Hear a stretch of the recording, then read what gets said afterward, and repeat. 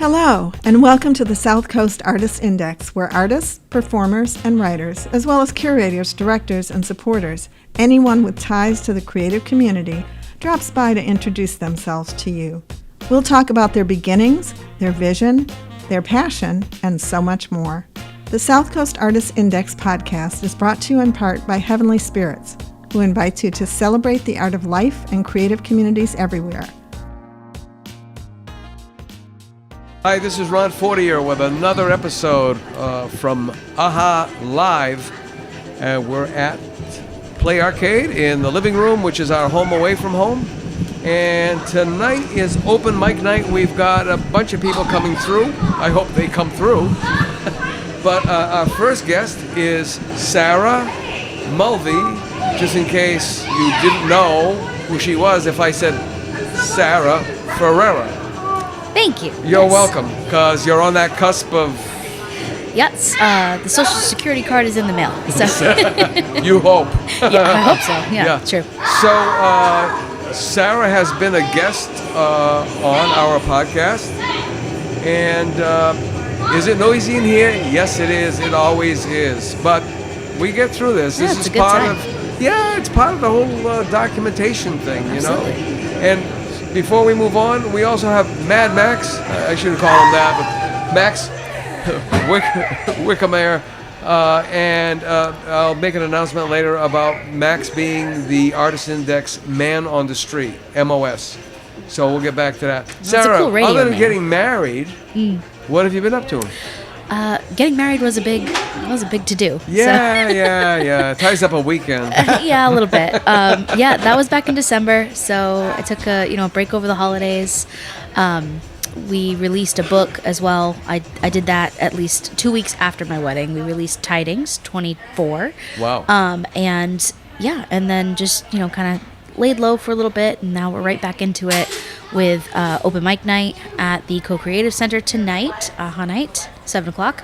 And we opened up on March 1st for the summer book, which is called Rituals. Okay. And so I'm currently editing, formatting, creating our new book, which will be released on June 20th. Okay, excellent.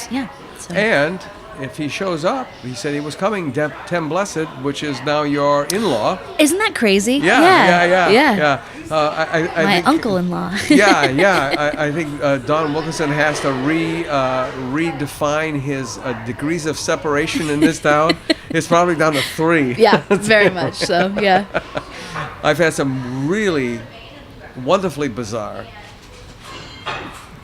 connections. Like, are you kidding me? Yeah. We've known each other forever, and we both knew this person in common, and we didn't know we knew. Well, my husband and I, we did go to high school together, and we just never crossed paths in high school until our mutual friend suggested we go on a date, and there it was. So yeah, when you stay local, it turns out it's a small town. But there's also other things and other factors, because I saw my mother, she killed me.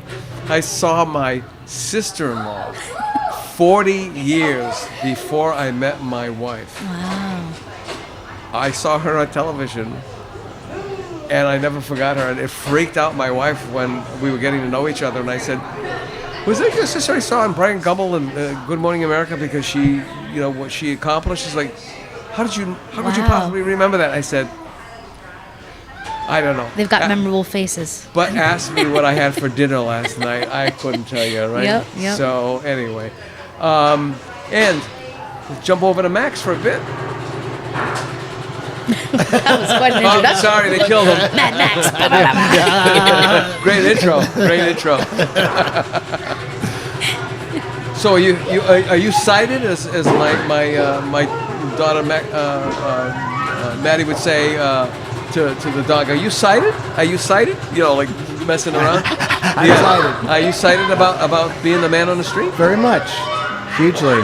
I mean, it's a fantastic city, fantastic people, and such an opportunity to really get to learn more people and know more about the city, know more stories, and share the stories. That's what I really want to do. I want to share the spirit of New Bedford and the southeastern coast culture.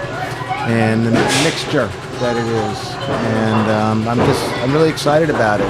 And sort of dabbling already with, doing some writings for you and get some feedback on that. And as you know, writing something, it's a process and it's involved. Is it ever?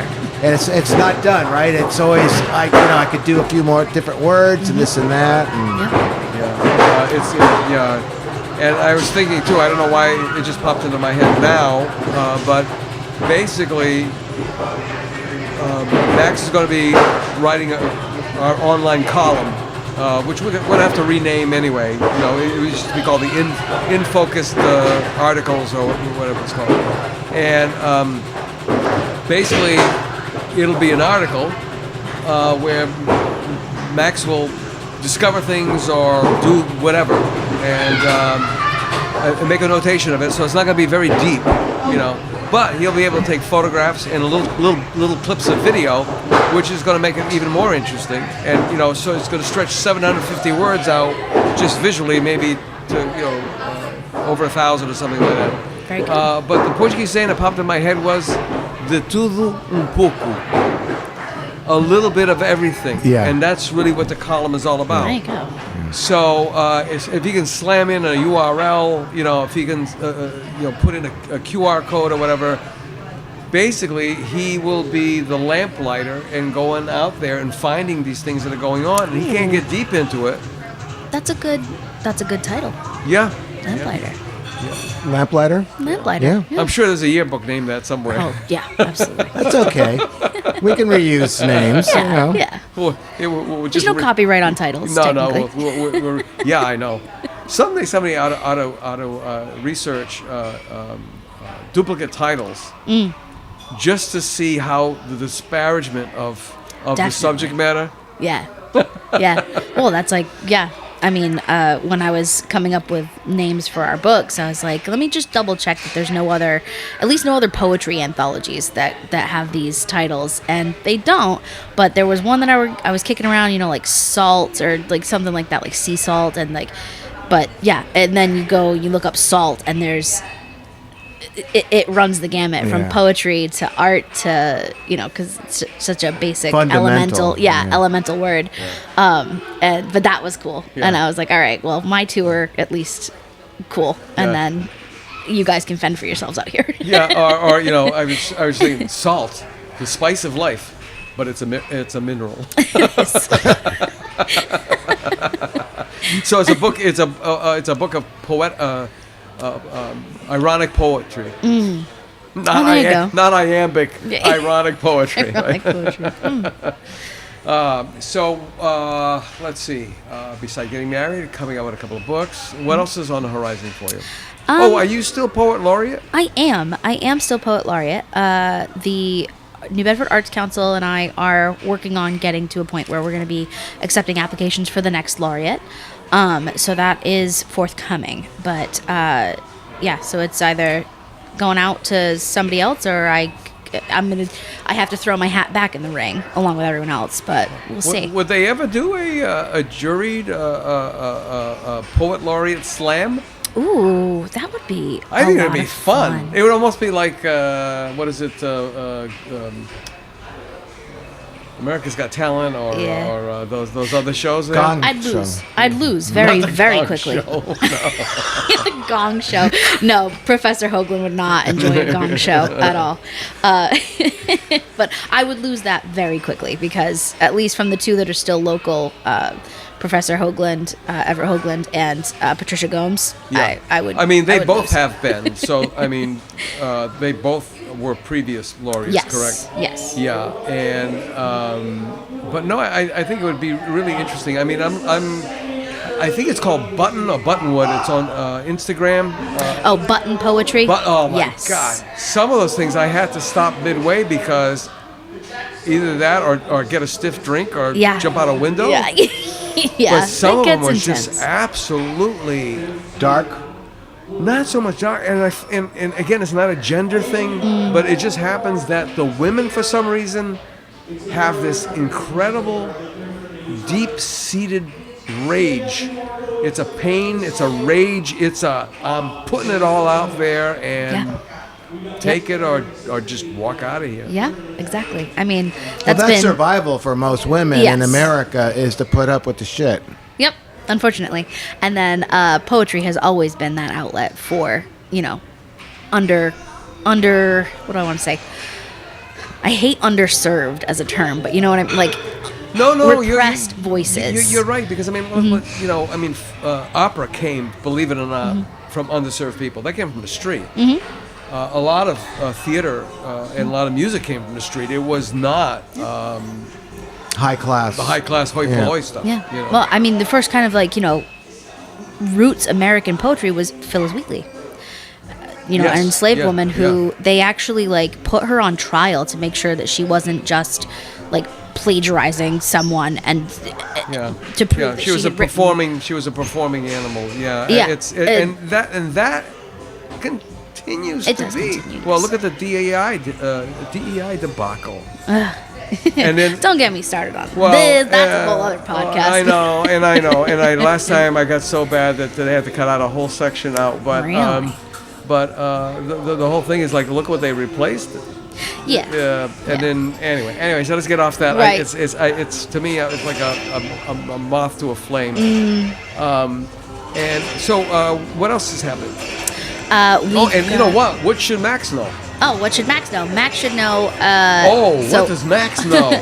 Open mic is up the street at 7 o'clock. I like that even better. What does Max know? Our man on the street. What does Max know? So what open mic learn? at Co-Creative Center. And then there's, of course, the Earth Day Parade, which I think is going to be all over the neighborhood. So you can probably just hang out on the street corner and see it in a few minutes. And then there's, let's see. Are we talking just tonight, or are we talking there's a blues singer on William Street. That's Jimmy Black Sheep? Yes, that's at the Allison Wells studio. Right. So that's going on outside of Allison Wells, and then I believe there is a collage artist. Yes, with Marie Antoinette. There you go. Yep, I knew she had a cool name. Yeah. Going on inside. And we, believe it or not, we have a connection. Really? Yeah. I said, I got to tell you, because when I saw your photo someplace, you're scrolling, right? And I saw Marie Antoinette, and I said, it'd be so cool if I met her, because then I could tell her this story. And she said, what story? And I said, well, I was doing my family history, my genealogy, and I was working on the Portuguese side. I was getting nowhere. And then I'm looking at my DNA, and I'm noticing, wait a minute. Dad's got way more Iberian heritage, DNA, and he's French-Canadian, and I know our roots go back to 1593 in Normandy, France. And I know we've got the Scandinavian stuff, because my brother and I both have that, what they call the Viking disease, a Dupuytren's contracture. Oh, okay. So where does this Iberian stuff come from? Because, especially with ancestry, or unfortunately now 23andMe is out the door, right? But they keep enhancing, refining, right? So I'm on Family Search, which is the LDS, Latter-day Saints site, and I can't get through to my Portuguese grandfather, who was a Sephardic Jew. So I'm trying his sister, then I tried her husband, and then something pops up, and I click on the link, and it says, congratulations, you are the cousin of Marie Antoinette, 6 times removed. And I went, what the hell? Now the weirdest thing of this story is, not only did I find out why my father had Iberian DNA, I also found out that he and my mother are related going way, way back.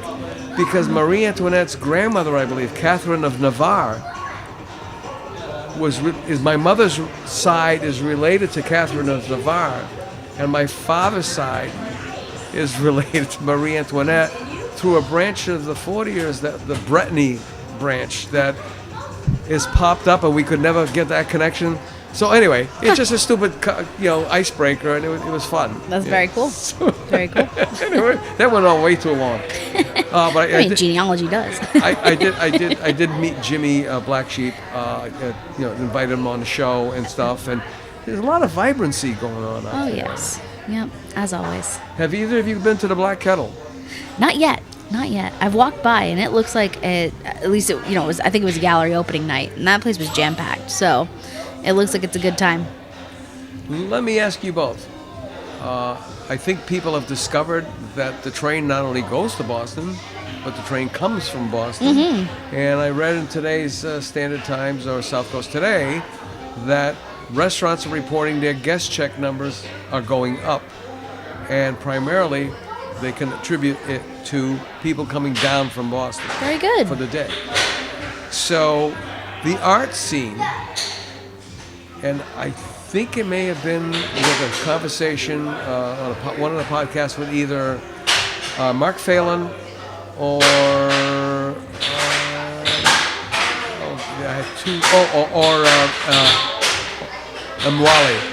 Mwalim Peter Morgan, his government name, but Mwalim, who's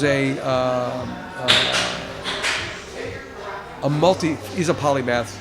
As well. He's a multifaceted. He teaches writing. He's a jazz. Oh, he's in funky. Is it the funky professor? The funky professor. The okay, funky yes. professor. Yes. And Thank you. it was either Mark Phelan or the funky professor who said something really, really interesting about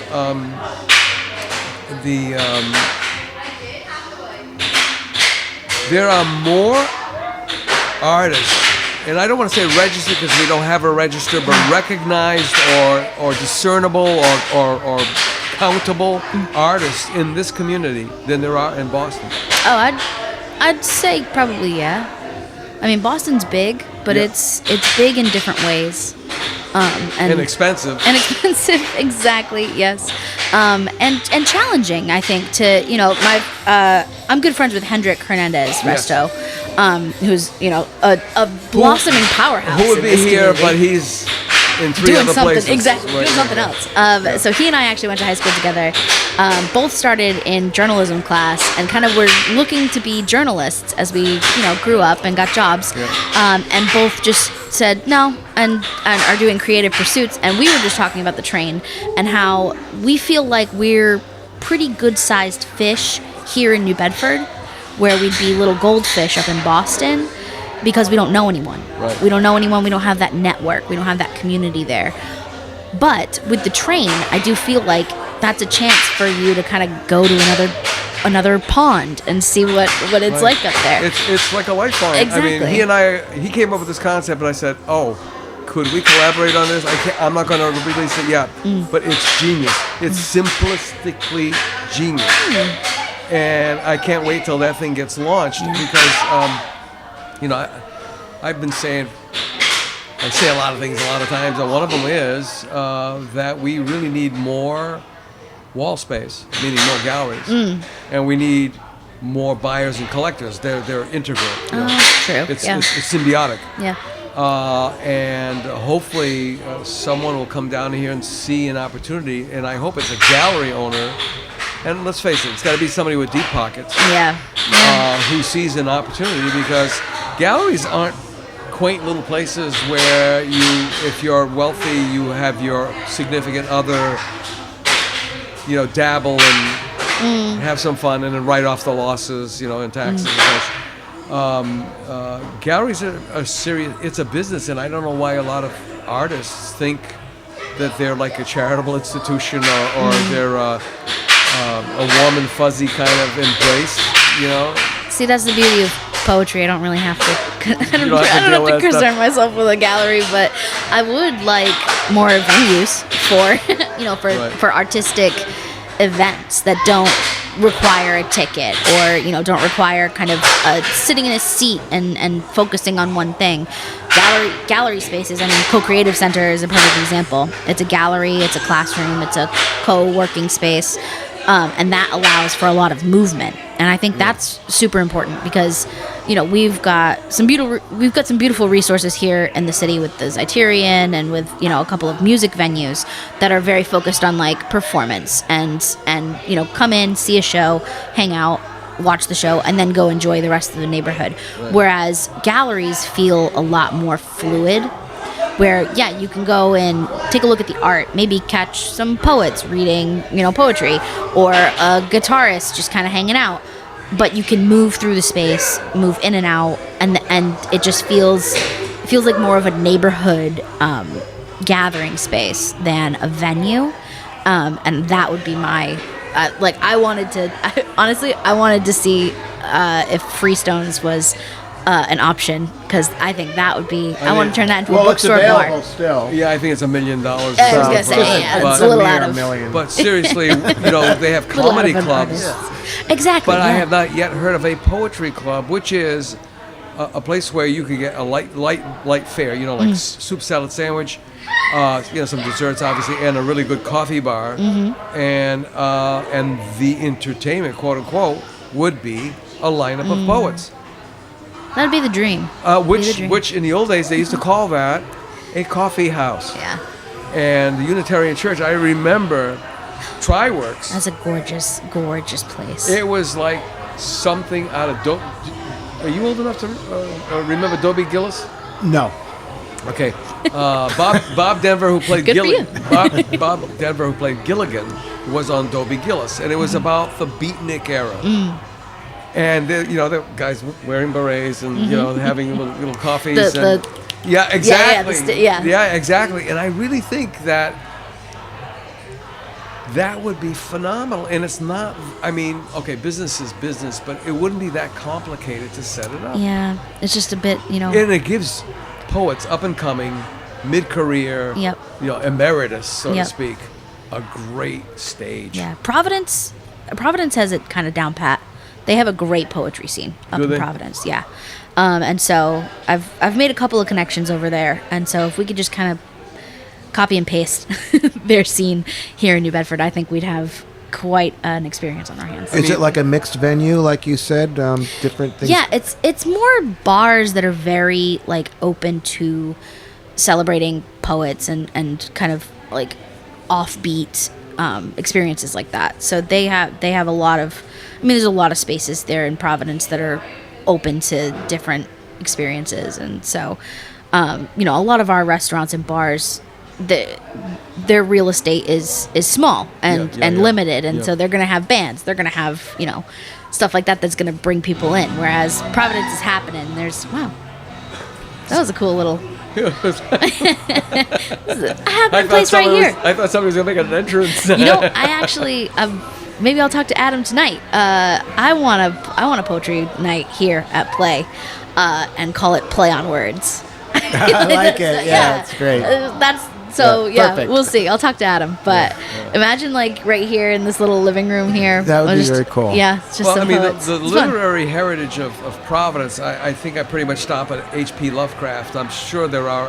I think Edgar Allan Poe. Yes. Edgar Allan Poe had a love interest in Providence, Okay. and so he almost moved here to marry, I think, a third woman, but. That's not She died there. before. But never he more. Died before, He died, actually. yeah. He died But before. never more. Never more. Poe. Gosh, there's someone else that made a home in Providence for a brief period. But yeah, H.P. Lovecraft just kind of gets all the love because he's the weirdest, I think, that came out of there. And I think his house is still standing somewhere in Providence. Yeah, I think it is. Yep. And there was some sort of anniversary a couple of years back. Maybe it's 100 years or whatever. But what about here? I mean, literary-wise, the only thing I know is that E.E. Cummings' uncle lived here or something. Well, we all know our friend Herman Melville. His sister, I think his sister, or the man his sister married, owned what's become known as the Whale House up on Yes, on Madison and Madison and Orchard. Yes. So that's a tie there. And then Frederick Douglass, of course, lived here. And then I'm trying to think. There's a couple of others. Marie Eckley, if you're familiar with Marie Eckley, she was an activist, writer, and she worked mostly in like women's liberation. But she was a prolific. Can I? How sweary can I get on this? Swear as you want. Right. Ryan will cut it up. A prolific shit stirrer. Okay. Come on. You have an education. Rabble rouser would have been significantly better. She was a little bit more than that. She got arrested for quite a few things and actually absconded with her her partner, a partner, to Portland, Oregon, to avoid kind of Oh my God! more strenuous scandal. Yeah. What years was this? This was early. 20s? I want to say late 1800s, early 1900s. She's actually part of the Whaling Museum's current exhibit of women lighting the way. Okay. How did I miss that one? Yeah, it's up until I think the end of May. I totally missed it. Oh my God, it's incredible, that exhibit. Actually, so I think they're open for AHA night tonight. Go check it out. Oh no, I mean I've been in that one, and I also did the Jonathan Bourne one, which leave it to Dawn to find those connections. I mean Mount Rush. What does Mount Rushmore have to do with Jonathan Bourne? Yeah. Oh my God, you know. Yeah. But what was her name again? Marie Equi. Equi? Equi. EQUIE, I believe. Okay. Or no E on the end. Maybe it's Okay. just EQUI. All right. Yeah. Okay. Anybody else? I'm really picking her brain now. 'Cause- God, anybody else? Me. All right, good one. How's that? and Everett Hoagland. And Everett Hoagland, yes, Yeah. yes. I mean, we've had James Bobert here, and we've had Ralph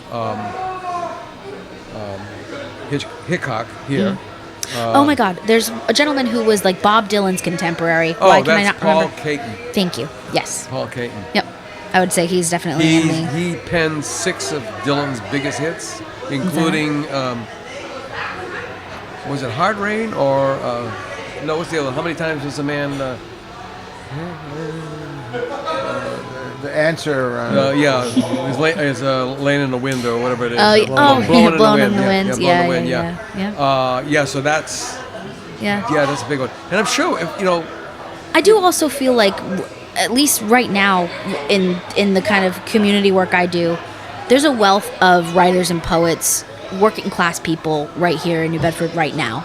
You wouldn't know to look at them. They might have a job in some sort of like menial kind of hard labor, exactly, bread and butter 9 to 5, work. exactly, janitors, electricians, stuff like that, teachers, but then you hear their poetry and it is it is. You gonna say exquisite? It is. It's exquisite. It's exquisite. Yeah. My favorite. No, it's exquisite. Exquisite. I think the finest poet I know right now is a woman by the name of Mariah Fitzsimmons. She's in her 70s. She was a teacher here in New Bedford, and she. Did she do the story thing at the X?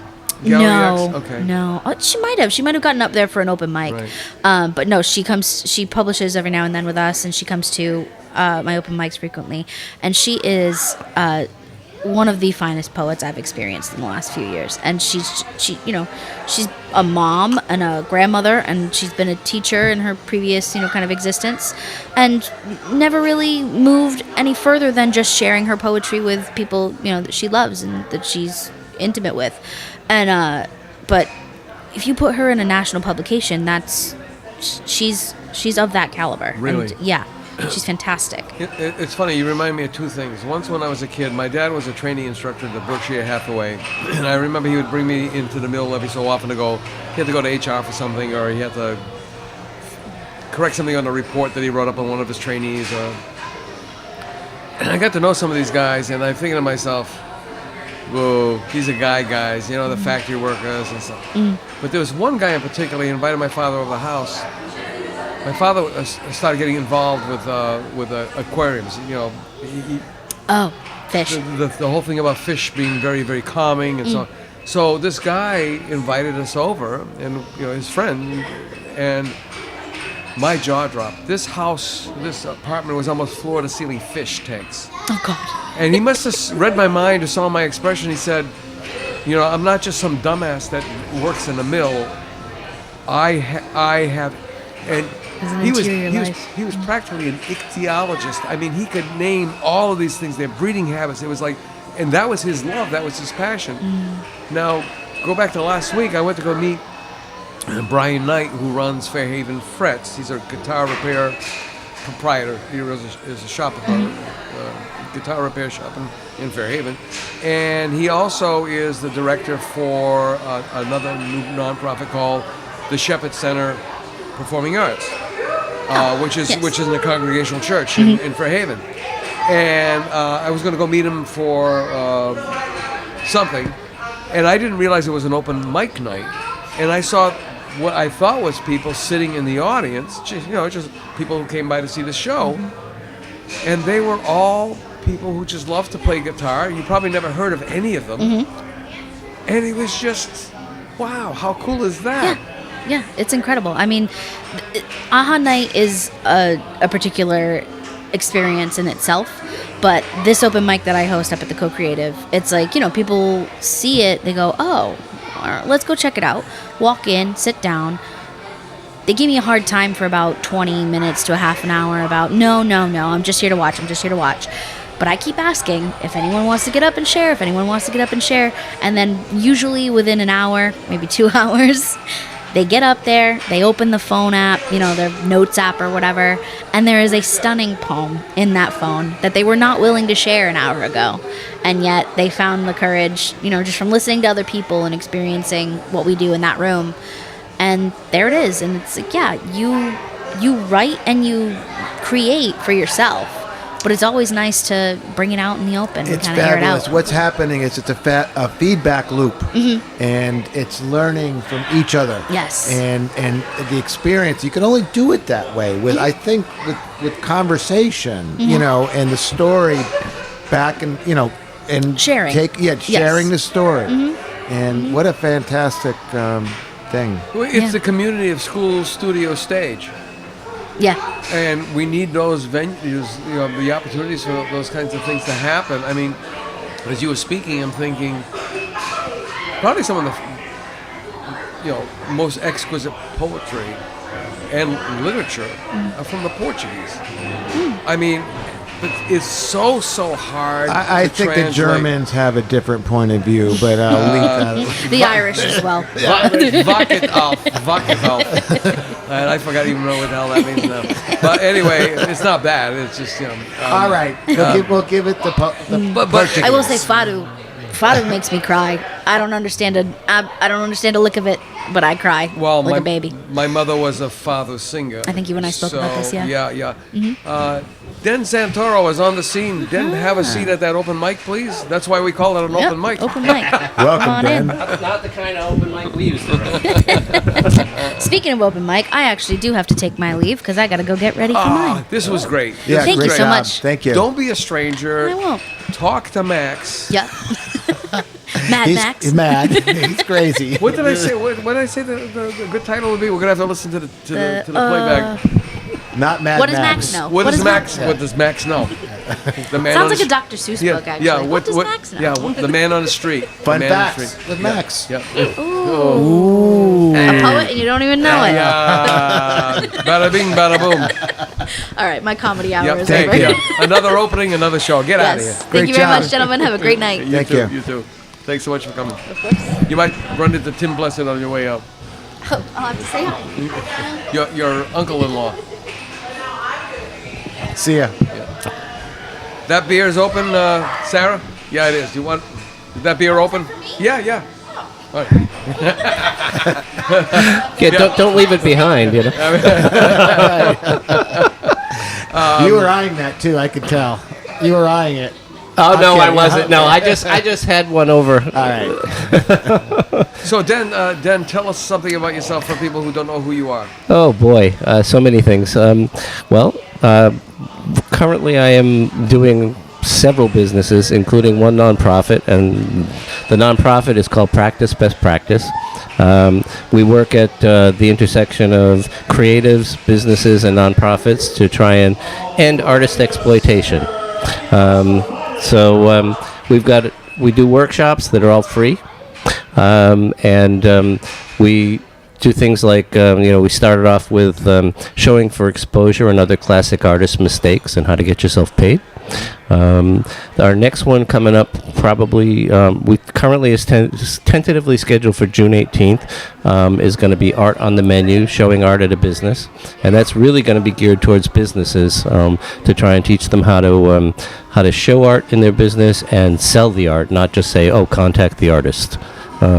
Because we know just contact the artist never works, but if you actually sell it, then, or if you make the connection, so that the transaction actually happens while they're physically there, then the sale actually happens. Yeah, it is important. We were discussing with Sarah, for example, that a lot of artists don't really get it. They think, "Oh, I got into a gallery." Well, but is that a selling gallery? What's their longevity? I mean, and I've told people, like, look, they don't have to like you. They don't have to like your work. They just have to say, I can sell that stuff. Yeah, exactly. And so I'd love somebody to really get into that. Well, this one is going to be to help teach artists how to deal with that, and to help teach businesses how to process it through their purchase and sales system, or to actually take the cash, or show the person who's interested in a piece of art that we can help you to process the transaction through your phone on a QR code, whatever. There's lots of ways it can happen, but most restaurants and bars and things that want to show art want free wallpaper, and free wallpaper is only free for the business. It's not free for the artist. The artist has to bring the stuff, hang the stuff, maybe prep the wall. Expose themselves to potential damage. Yep. I mean, who wants ketchup all over there? Well, yeah, absolutely, and and the businesses are rarely going to insure this stuff. So we're trying to do a thing where we actually explain to people and teach them, and then it'll be online afterwards, so people can be steered towards it. Yeah. So what we're really hoping is that we can get people to spread it amongst the businesses, particularly because there are lots of businesses that want to show art, and we also think that it's okay if they just want to buy the art. One of my other businesses is an art brokerage, and we did a big project over at the Bristol County Savings Bank where they bought like 50 pieces of art that we brokered for them. We found it, we put the whole package together, we got it all framed, we got it all hung, and now they have 50 beautiful pieces of art in their permanent collection that you can see anytime you go into the bank. From local artists. All from local artists. That's the key. I mean, I think that's really important. I'd love to be able to speak with the key person that you worked with, and maybe have the both of you on a podcast. Sure. Because I really want to know, why would a bank do that? Why would a bank invest in 50 pieces of artwork? Why wouldn't they? Right. Well, I know I was being facetious, but they want art. Yeah. They want art, and you can get it in other places. You can go to China and get a lot of cheap art. Oh, I know. And the thing is that I think there is an environment right now where people are looking for American stuff. Right. They're tired of the Chinese stuff. Well, and art and the whole idea of handcrafted, reusing, artisan type. Yep. Well, and we call the stuff where they just go out and buy, we call it buying art by the pound. Yeah.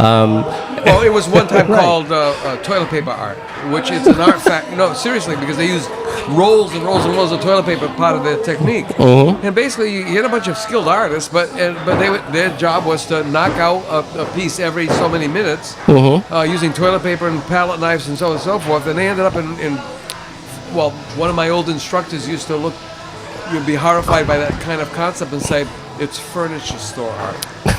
Yes. But it sells. I mean, that's a point, and you're finding a way for local artists to do the thing. Yes. And that, I think, is a huge we've need for that. Yeah, and we've worked with other businesses too, and nonprofits like South Coast Health bought Peter Pereira's sister is the curator for the system, isn't she? No, there's no curator at the moment. Okay, so it was his sister, I believe. Okay.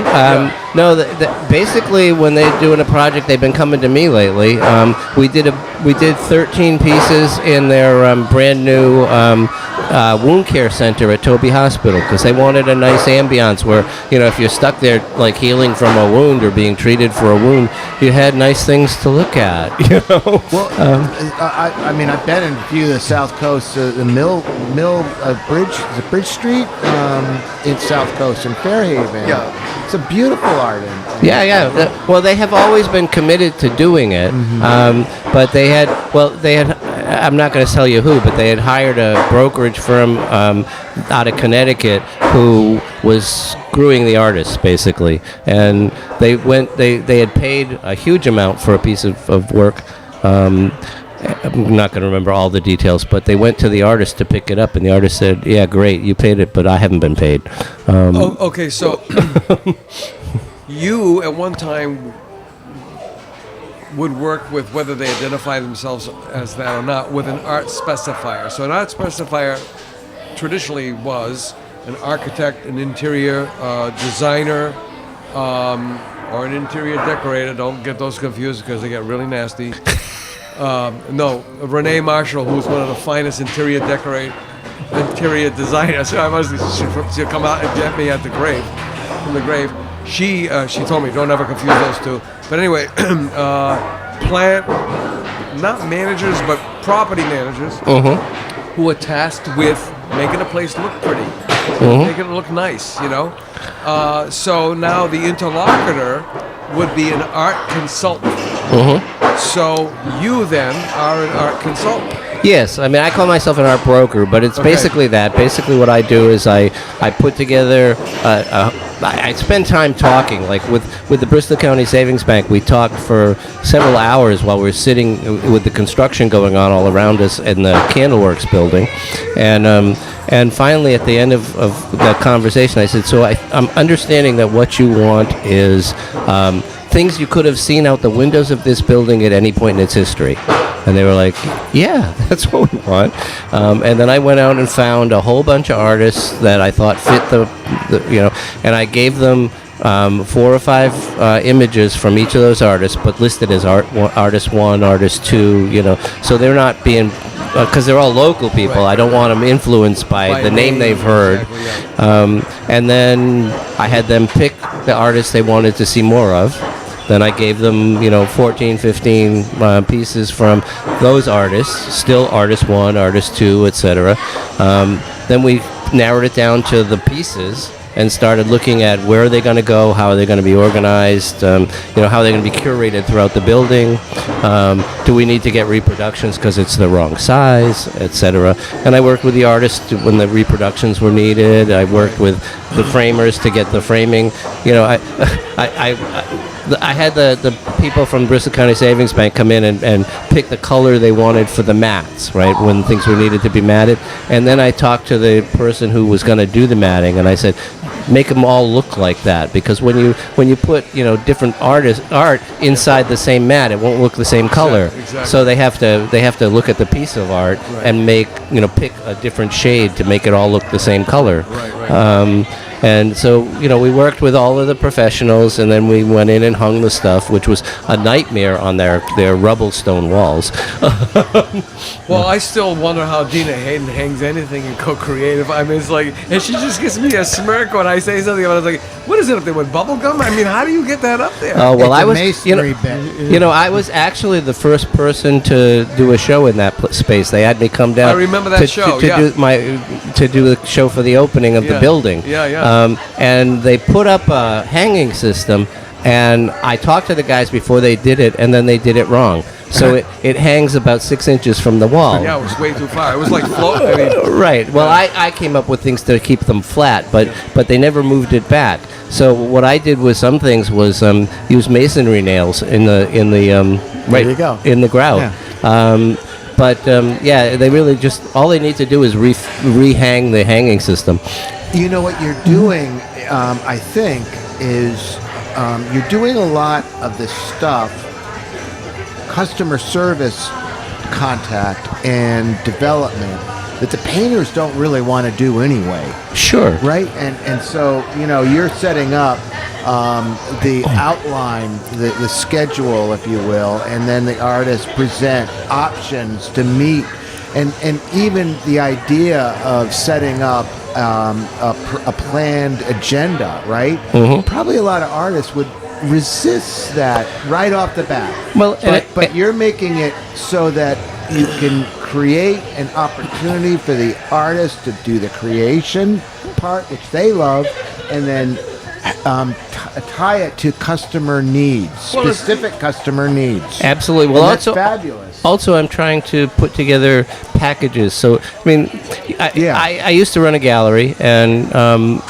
when you're running a gallery, you put together shows that are shows, not necessarily, all one artist, not necessarily all the worst. It's curation. That in itself is an art. Absolutely, and if you know how to curate a package together, so that this, sometimes we'll present a piece from an artist that may not be the best thing they've ever done, but it goes so well with the other stuff we're hanging. Exactly. Yeah.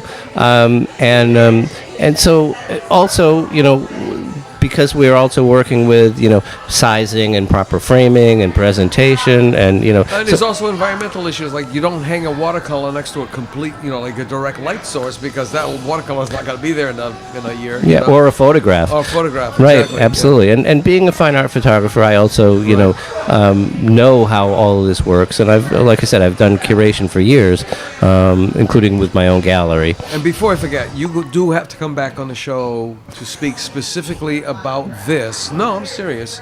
Sure. Specifically about this. So you as a art consultant, and then we are preparing a series of salons that are going to offer this kind of information, and I would love to be able to speak with you afterwards about put you on a reserve list, so to speak, because for the grant proposal, I had to get these certain people, but things have changed in that amount of time. But you would be a perfect guy to slide in there. We have Bob LeCompte from Riverside Artists coming in. He's actually the guy that we use for the framing and reproductions. Right, right. Because a lot of people, people of a certain age, my age. We learned real printmaking. It's now fine art reproduction, which is a completely different animal. However, some of the same rules apply, like print, limited print editions, and so on and so forth. Oh, sure. And there's a lot of the nomenclature is very, very, what's the word? It's not that clear. Well, it's fuzzy. It's yeah, fuzzy. and there's also things you have to know. For example, if you're going to be doing a reproduction, the scan is probably the most important piece, because if your scan is not, excellent, then you're gonna degrade the work. And one of the reasons we use them is they have the best scanner this side at Riverside, this side of the Philadelphia Art Museum. You're saying the Mississippi. No, this side of the Philadelphia Art Museum. Yeah. They can scan at such a high resolution that they can print 300 times its original size without losing anything. Wow, that's incredible. Yeah, they've made some of my work look, as I can't say they made it look better, because they made it look as good as it is. And just by the way, as a plug to anybody out there who's listening, I heard Bob from it's not Belanger, it's a French last name as well. Anyway, Bob and his wife from Tricolor. Oh yeah, they're retiring. They're retiring, and that they have accounts like they do all the museum level installations. Uh-huh. So if anybody's interested in getting into that business, yeah, well, unless Bob LeCompte jumped on that already. No, well, Bob and his people do terrific Yes, work, they do. and they're, just give you an example. I had a reproduction made of a piece, an original piece, and it was done in the same size because the person who was funding the project wanted the original, but the organization where it was going wanted that picture too. So we had them both done, and they were together on a table, and I was the only person who could tell which was the original. Actually, the secret is flip them over. The stretches on the reproduction on canvas, the stretches are better than any artist stretch canvas you can buy. I was like absolutely shocked by that. Well, right? that may well be true, but it was just looking at the front, yeah, you know, I mean, yeah.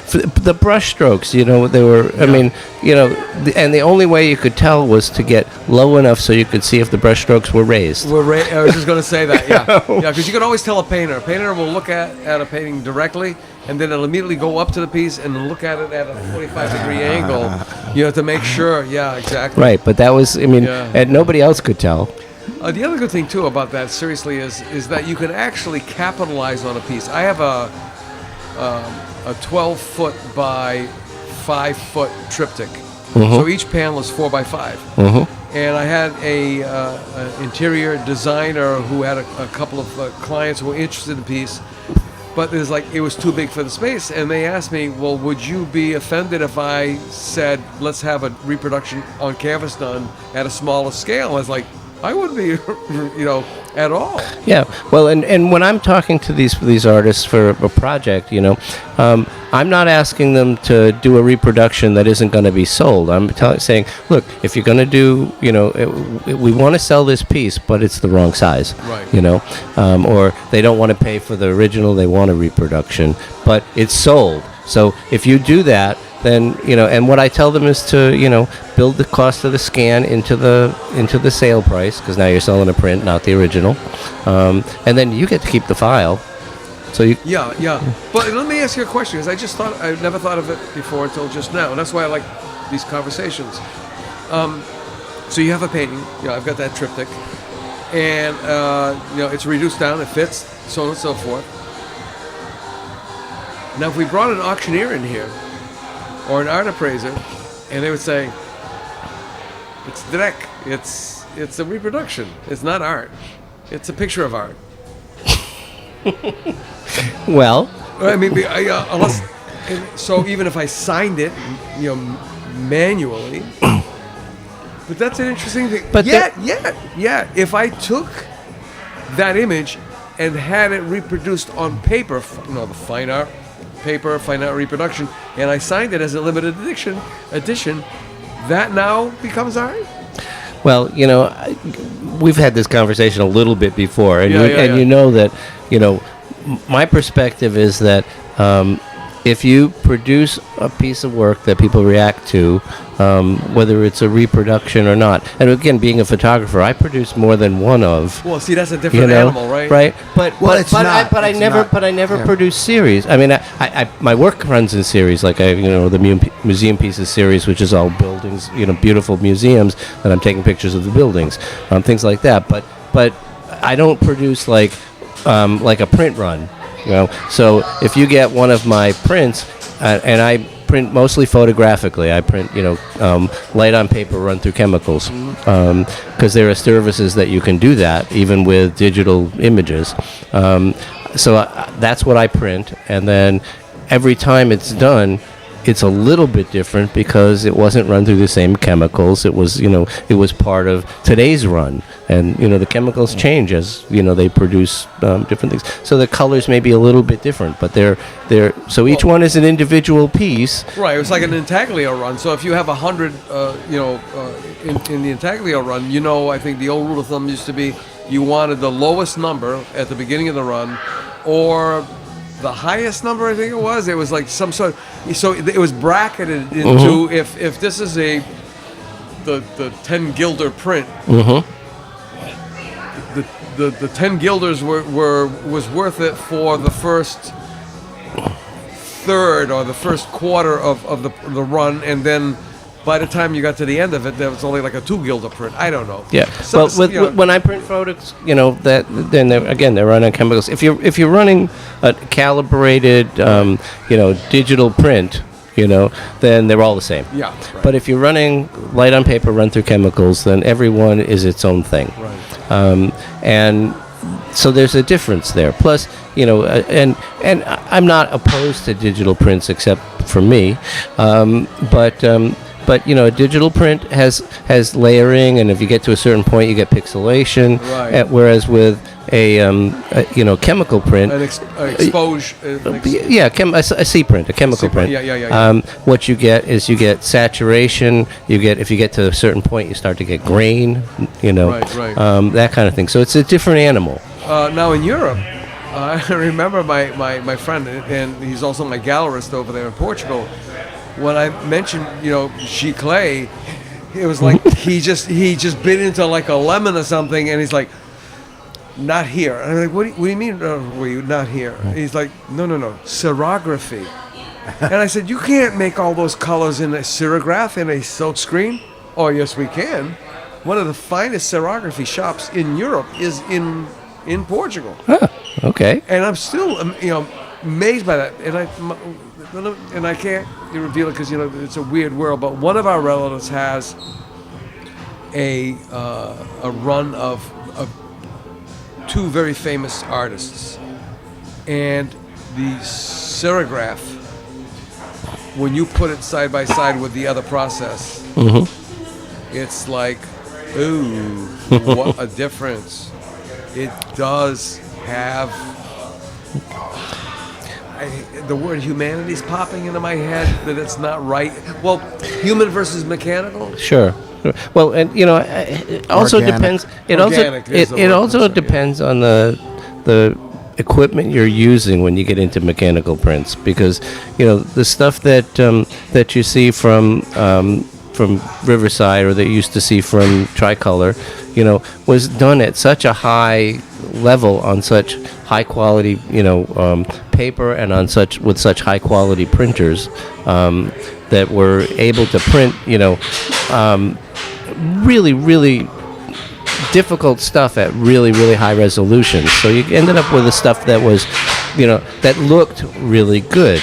Whereas a lot of people are doing these prints on 4 colors in their on their printer on their desk, and that's a entirely different thing. So you have to, and you can tell. If you know what you're looking for, you can tell. And I'm not opposed to that either. I'm just saying that there's a difference, and it's important to know what the difference is if you're going to be buying. But the important thing really is to, if you, and we talked about this in one of the best practice workshops, to bring it back around. Why haven't you started your art collection yet? Yeah, that's right. Yeah. That you don't have to know all the stuff we're talking about right now. It's very esoteric, is what you're talking about. It's just really technical stuff. Right. And it's technical stuff for most people who respond, I like it or I don't. And they don't even know why they like it or not. And that's exactly what we talk about. Yeah. Art isn't an investment. Art is something you love and live with. And you feel. Right. Yeah. And so you see something you like. Don't think, is this good? Are people going to be, am I going to be embarrassed because somebody's going to say, what the hell is that? Do you like it? Buy it. There's not enough pixels? I don't like it. No. And also, the other thing we talked about in that workshop is that, you're buying something you're going to live with for life at about the price of a nice restaurant meal. Exactly. And the restaurant meal will be gone tomorrow. And you're going to have the thing. It's a big difference. Right, exactly. Yeah. That's the quality point, I think, for art and original art, and local original art is it's the authentic aspect of the art, and I think that's sellable art. Yeah. Well, let me ask you both your definitions of an art buyer and an art collector. Okay, an art buyer will buy something that they like, but they have no plan. An art collector has a point of view and a style of things that they like, and they are buying to fill a niche that fits with the way they think about art. And I don't think one is better than the other. I think anybody that puts money in somebody's pocket cash is cash. For a piece of work is wonderful.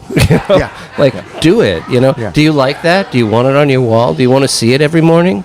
Do it. Exactly. All right, let me and we're Tim blessed is on his way. He's a graphic novelist, and Yeah, he I was know Tim. also Yeah. he's also the what did I call him? The drum major for the he calls they call him the MC, but I call him the drum major for the Earth Day Oh, parade, right? okay. But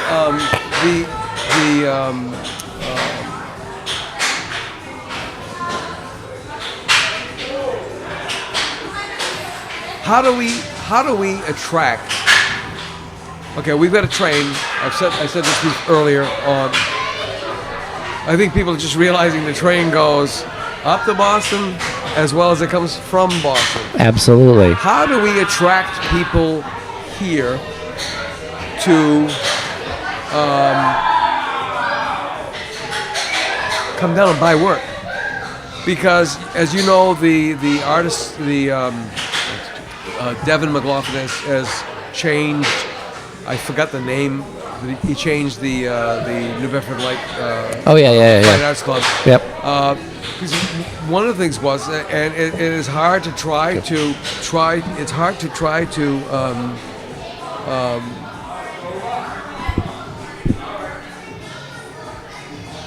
It's hard to develop a following. The whole idea of the Fine Arts Club was to get people to come and see artists work, listen a little bit about their life or their practice or their whatever, and hopefully they would sell something. And nobody cared how much it sold for. It was a sidebar deal, blah blah blah. Well, the problem is that for some reason, when we have all these artists producing work here, and I said we need more walls. And we need more buyers and collectors. What do you think the influx of day trippers coming from Boston into the city, we have that major missing element, which is more wall space, more galleries to hang stuff in? Yeah, well, part of the problem is galleries are not really economically survivable anymore because rent is so much and the costs are so much. Like we had to close our gallery because we could no longer make money. We were working, we were doing shows, we sold work out of every single show we did, and yet we were paying to do it. Right. So it's a three-legged stool. Well, yeah, but there's ways to make it happen. Right. Like, Dina showing at Co-Creative Center. Well, they're not paying for those walls for art. They're paying for those walls because they have a building. Groundwork, same thing, Other places are doing it. And so most of the standalone galleries are not making it. Galleries where they also teach, like Allison Wells, where she's running classes, and the classes make up, some of the gap. Right. Those kinds of things can work. And I think one of the things that needs to happen is that the city, and I'm going to be talking to Margot about this at some point, the city needs to work with the MBTA and advertise not just what the tourism people advertise, but that we're a city that has all this creative stuff. Arts and culture. Right. And that there are galleries where you can buy stuff. And, maybe Hatch Street, when they do their open studios, needs to work with the shuttle from the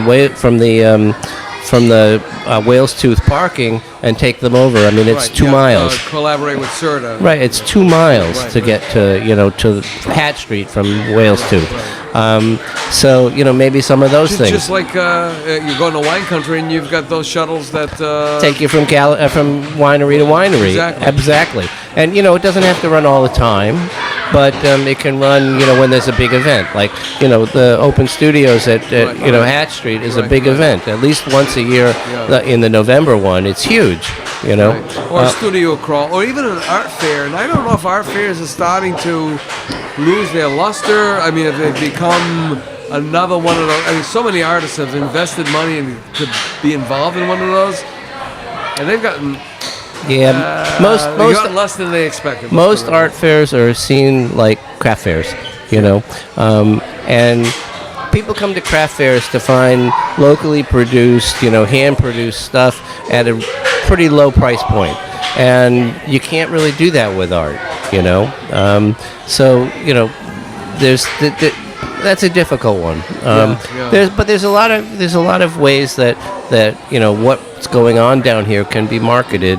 And Margot and the New Bedford creative people are doing a great job. Phenomenal job. And we're trying to work with all of this stuff. And Frack over in Fall River, same thing. They're really good. Right. I mean, they just lost Ashley, and they did. But they're Patty's still pounding the drum, so to speak. Viva Fall River, absolutely. Yeah. Absolutely, and I haven't actually been over to that train station, so I don't know where it is. Fall River has a problem we don't have, which is that the city is cut in two. Yeah. But we have a problem they don't have. We're a terminal city. Don't forget, every major route in the state goes through Fall River. Right. This is a terminal city. You come down to the Kilburn Mills, you got to turn around and go back up. Well, that's true. Although, and 140 terminates. We have the 195 going through with Cape traffic. Right. And people going to the Cape are not poor. No, but we had that 195 corridor issue where, if you talk retail in a sense of retail, our window, which is an old term for what you got inside, was not very appealing. That's true. Yeah. So, but I think we're really finally getting to that stage where things are coalescing, things are congealing, things are. Yeah. If people will come for restaurants, they'll come for galleries. Yeah. And again, this workshop that we're doing with Practice Best Practice, and people should go see it, practicebestpractice.com. Go check out our workshops. They're all available. They're all free. You can see them on our YouTube channel. But you find them through our website, practicebestpractice.com. What we're trying to do is work with the restaurants to try and get them to put art on their walls and then sell it through their purchase and sale systems, so that Well, if you have a QR code, it pretty much bypasses them completely and can go straight to the artist. Yeah, but that doesn't work as well as if it's on the menu. If you can say, put that on my check too, and I'll buy it, and then you pay through their POS. They can take a slice. I have no problem with that. I suggest that it's best to take a small slice that covers your credit card fee. Even 20%. Even 20% is very low. But that covers your credit card fee, and that covers the person you have finding and hanging the art. Right. Because you need somebody to find and hang the art. Right. And so if they're, if you take 20%, then the person is encouraged to find good art that will sell. And the restaurant or bar or whatever is encouraged to process it through their POS, because that takes care of the whole sales tax thing. Right. And it means that they also get a little slice to cover the cost of their walls, or maybe patching their walls, and the credit card fee, which is usually 3 to 4%. Yeah. Now let me ask you about the sales tax thing. Have we ever instituted in this area or in the state? I mean, I think in Rhode Island, artwork is not taxable. Correct? In certain places. It's by community? They have sales tax-free regions for art. Okay. Yeah. And that has never passed in Massachusetts. Okay. There's a lot of stuff going on in trying to get the local, get the state to do some things along those lines. Right. We did get the downtown act where the last season where they're putting money into promoting local downtown areas and stuff. We still need preservation. It's three letters. I can never remember them. Yeah, I forget, but it's about placemaking basically. Right. It's not the Community Preservation Act, but there's also there's a push this year. There's a push this year to try and get the budget for the Mass Cultural Council up to the grand level of $5 per person in the Commonwealth. And that would be a substantial increase in their budget. Imagine, we don't spend $5 per person in Massachusetts for funding art. That's a cup of coffee. Yeah, it is. Yep. It is. In Portugal, when you register there, like I was registered there as a professional artist. The first €10,000 that I would supposedly make Mm-hmm. was tax-free. Oh, nice. Well, Let me ask you a real quick well, we also question. one of our workshops is on how to handle your taxes as a creative. Oh, okay. So because you need to actually either file as a sole proprietor so you can write stuff off. Right. Or you need to create yourself an LLC. But there's ways to do that. That way you can write off your grants. You can write off a whole bunch of things. Right. And save yourself a whole bunch of taxes. If you're going to get funding, why give it back? Exactly. Let me ask you one question. I mean, Tim Blessed is in the house. I have so to one speak. question too, a Okay. quick one. NFTs, where they stand. Pointless, useless. Are they gone? All right, NFTs and meme coins are like the Beanie Babies of 2020. Okay. All right, I mean they're Will only they come back? I mean, no, that's the question. they're only valuable as long as somebody's willing to pay an exorbitant amount for it, and they're stupid. I mean, really, for those people who bought Beanie Babies and spent hundreds of dollars, Oh, yeah, you they think got- anybody ever made their money back? Yeah, exactly. It'll be worth something someday. Yeah, they were for a very short period of time. Same with meme coins, same with NFTs. Okay. I don't think you're ever going to see NFTs back to where they were for that, less than a year. Yeah. All right, you guys. Tim Blessed has strapped in. Yes, I And have. I want you guys to introduce yourselves to Tim. I'm Den Santoro. We've met a couple of times Yeah, before. yeah, your face is very familiar. What's up? And this is, Max Wickemeyer. Yes. I know who you are. This is Tim. What's up, Max? I'm blessed in the place to Yeah, be. Nice to meet you. Nice to Max meet you is going to be doing a couple of things. One of them is going to be trying to spearhead our sponsorship drive. Like, he's going to be holding the can for tagging people for money. Oh, dope. But the dope. other thing he's going to be doing is going to be a column. I hope he accepts that the suggestion for the name of his column is like, what does Max know? Yeah. He's going to be our man on the street. He's just going to go wandering about, which he does anyway, and find out what's going on. So he's going to be like that guy who always is in the know because he Yes. asks, right? Yeah.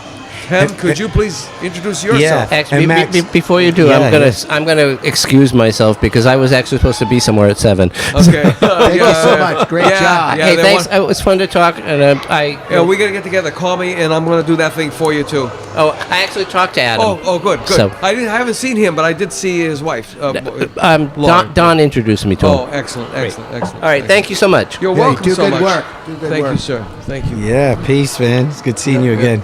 Well, my name is Tim Blessed. That's my stage name. Oh, sorry. I put the ED on there. Blessed. Yeah. Yeah. Let's just get my headphones back on so I can hear. But as I was saying, my name is Tim Blessed. I was born Themistocles. That was my born name given to me by my father, who was into history. He was into the Greek stuff. Yes, definitely. Democles? Themistocles. A philosopher, I'd assume. Yeah, and also a general. A general in for the Greeks, but I say I'm a general for peace, waging right. love in the streets. It you wasn't know? with the Persians. okay. Yeah. With Marathon. Yeah, that, and also, well, what's great about him, he's credited for saving democracy at the time, and even I don't know if you remember the. We need him back. Can we raise? Yeah, We need I'm trying my best. But yeah, I put out a book called Planeta Blue: Rise of Agu. I'm a hip hop artist, poet, and also now a graphic novelist, and that's Fabulous. the new book that put out by Dark Horse Comics, which we're happy about. I did the writing, and my friend Mike Laricchia did the illustrations in the book. So and they're available everywhere: Barnes and Noble, Target, Amazon. Walmart, Amazon, everywhere. And my website, tembless.com. So Wow. Great. So I'm assuming also too you're Cape Verdean heritage. I am of Cape Verdean heritage, Okay. yeah. And I was actually born in Guinea-Bissau, which was Guinea-Bissau. Yes. Which, by the way, the culinary heritage of that and Goa is. Well, Ethiopian was so last week. yeah, That's starting to come up. yeah. And Oh, I that's think people have awesome. discovered, the Portuguese, good, bad, indifferent, or whatever, Yeah. man. But let me tell you, the cuisine. the cuisine. I mean, if it wasn't for them, they wouldn't. They brought the chili Uh-huh. from China and and brought it into South Asia, into India, which totally twisted the whole thing. I had a friend of mine who ran an Indian restaurant, and I called him my Indian auntie. Nice. Because we could not speak business until we ate. Yeah. And I think it was traditional. He was not the cook, but he had to cook for me. And he would always be looking at me like I'm eating the food. He's like, what do you think? What do you think? I said, it's really, really good. I said, he says, you ever have that before? He said, yeah, my mom makes this. And he's like, your mom? 3, 4, 5 times. He's like, your mom Indian? I said, no, my mom's Portuguese. What the hell's going on? So I started doing some research, and it was like, Mitra, do you know that chicken vindaloo is actually chicken, or it's actually frango vinho. And he's like, oh my God. Nice. Yeah. Well, Portuguese cuisine is amazing. I'm surprised it hasn't blown up like Italian cuisine, because it's great. And every time I'm in town, so I grew up in New Bedford. However, I've moved away. I live in Amherst now. And whenever I'm in town, I have to go. My place is Café Mimo. I love Café Mimo. That's my spot. I guess bacalhau à Brás or some Prague na prato. Have you ever gone? Did you ever go to Toussaint on in Goulat Square where Thomas is the Robinson? I've never been my there. wife got a gift certificate from someone and said, it was a nice gift certificate. And it's like, it's a Portuguese restaurant. I said, Toussaint is Haitian, if anything. No. They said it was Portuguese. I'm like, nah. I said, are you doubting? I was like, no. So we went.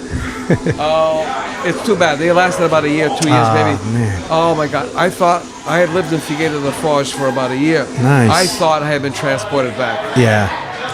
And I was like totally stunned. So I asked the waitress, not knowing she was a co-owner. Her husband was the chef. I said, Toussaint, really? She says, well, my husband is African, Mozambique, but his father is Haitian. There we go. I went, oh, that makes so much sense. Toussaint L'Ouverture, the great revolutionary. And it's sad because I feel like the Haitians been paying for their liberation ever since, man. It's like, the powers that be, man, they don't forget.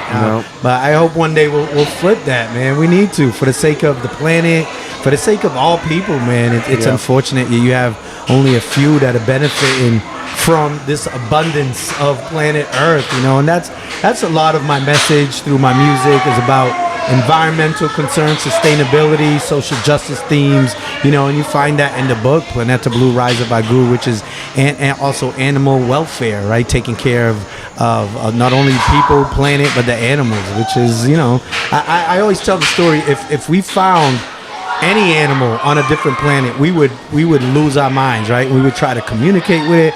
But over here on planet Earth, all we seem to want to do is eat it or take its hide, right?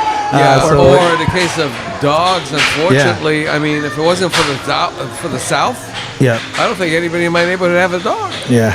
It's the most horrible thing. I mean, our dog she was from northern Texas. Snicky or Snickers. She was from northern Texas. She was found by hunters.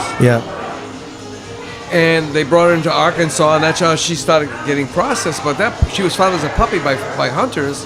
Wow. And she's just like one story, and hers is kind of mild compared to. It's like, what the heck is going on? Why do people treat animals that way? I don't know, man. I don't know how people can't look at an animal and see. To me, I see like a soul there. I see a conscious being. You know what I mean? Like their eyes look back. They're looking back. They're connecting, even though we may not be speaking the same language. Oh, I swear. Sticky. I know it sounds crazy, but she has the eyes of my deceased ex-brother-in-law. It's like, Buzzy, is that you? He's reincarnated. Came back. And Sneaky. Who knows, man? I mean, I would suggest that the people who can't connect with animals don't connect up with humans very well either.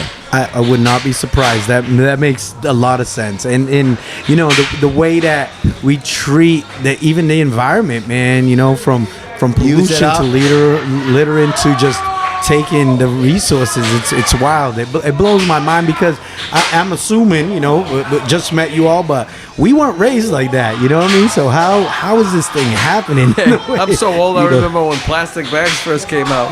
Really? I was walking today and it hit me as like, oh my God, it was Roman meal bread, which I still have Jones for because it had an orange wrapper on it, and I've always had this thing for orange, right? Yeah. But I remember my mother washing those bags out. It was like, oh my God, this is like incredible, right? And then look what's happened. It's crazy. I'm so old, I remember 15-cent comic books. Nice. So that's the voice of one of our friends and podcasters on the Artist Index, Scott Bishop. Hello there. What's up, Scott? Those Greetings. Those pipes, by the way, that's this former life as a DJ, Yep. an authentic radio My guy. first career. And he's also a musician and a what's the word that an impresario. I never called you that before. I thought I was a raconteur. No, you're an impresario. Impresario. Because an impresario is a guy who puts together all these acts and so on and so forth. Fancy title. You guys know Just each call other? me Impresario Dawson. Yeah. You guys know each other? we have not met. I'm Scott. What's up, Scott? Tim Bless. Nice Tim to Bless. meet you. Great to meet you. Yes. Now, Impresario. Tim, Blessed is...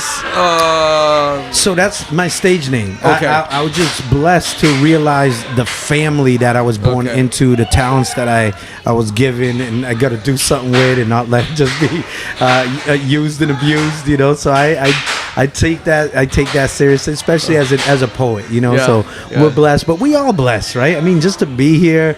I don't know about you, but when I go to sleep at night, sometimes I'm dead to the world. I'm gone, and somehow we come back, and I'm just like, hey, I feel like I'm blessed in that way to have life, not in a religious sense, right? But spiritual sense, you know. There is in Portuguese is that word descansado. You know, Descansado, you've hit that. Yeah. And here it is. You're relaxing finally. You know, it's funny because living in Portugal and such like that. I mean, the Portuguese there are so different from the Portuguese here. Yes. And I'm not talking Azorian or anything. It's just different. And they don't have a word for stress. They'll say like, "No faz your stress." Yeah. So I'm thinking to myself, "Oh my God! Imagine this culture has no word for stress." You know what? It's the same when I go back to Cape Verde. When I go out there, you know, and I've had, you know, been blessed to go out for shows or, you know, festivals, and it's a whole different. We call it convive. It's a convive, right? Yeah, convive, so you're living together, you know. And Guinea-Bissau honestly has the best convive I've ever witnessed in my life, and so when we get out there with friends from the United States, we're out there having the best time of our lives. We're like, we gotta keep this up. We can't let this convive go down, and then we come back and the stress just punches you in the face. Oh yeah, we need more convive here because that was the same thing over there. I mean, who needed television? I mean, I remember one of my last trips over there. My brother came down from Germany because he had to work on our mother and father, well, my stepfather's house. Yeah.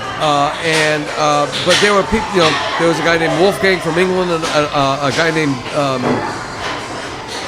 I think Devon from Ireland. And you know, you have the females.